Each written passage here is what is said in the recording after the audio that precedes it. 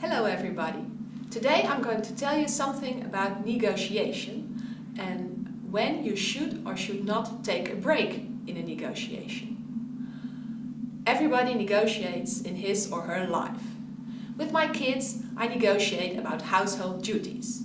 With my boss, I negotiate about my salary or when I can take a holiday. With my husband, I negotiate about our holiday destination or whether it's really necessary to buy that expensive new computer. Well, negotiations sometimes get tough.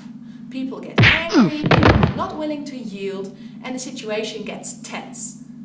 In those situations, it is often advised to take a break.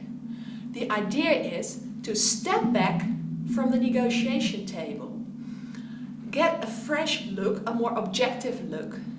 See what are my interests, take a look at the other party's interests and how to reconcile both parties' interests into a mutually satisfactory agreement. Well, unfortunately, the bad news is that my research shows that those breaks are not always good for a negotiation. The good news, however, is that it depends on what you do during the break, whether those breaks are good or bad for a negotiation. So, how did we investigate this issue? We had two groups of people engage in a dyadic negotiation task. And after 5 minutes of negotiating, we interrupted the negotiation. One group we instructed to think deeply about the negotiation during the break. The other group was distracted during the break. After the break of a few minutes, we told both groups, please continue the negotiation, and then we measured how they behaved during the negotiation and what kind of agreements they reached. We expected the group that thought deeply about the negotiation to do better than the group that was distracted during the break. However, to our big surprise, the group that thought deeply did worse.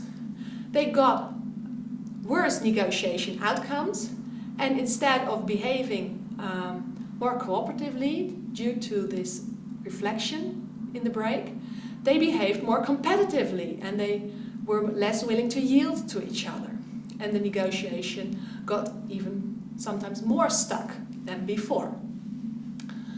So what happened during this break and during this reflection? So in a second study, we investigated the idea of, well, what do people think during the break? A little deeper, because I'm a psychologist after all.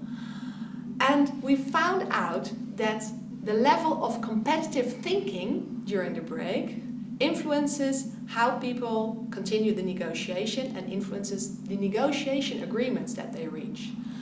The more competitive thinking during the break, the worse the negotiation outcomes and the less people are willing to yield to the other party. When you take a break and you have the idea that the other party has a competitive mindset and may become even more competitive, you might think of things to distract the other party. You might engage in some chit-chat, or you might engage in some, well, you can share a coffee, for example, in order to disturb this competitive thinking.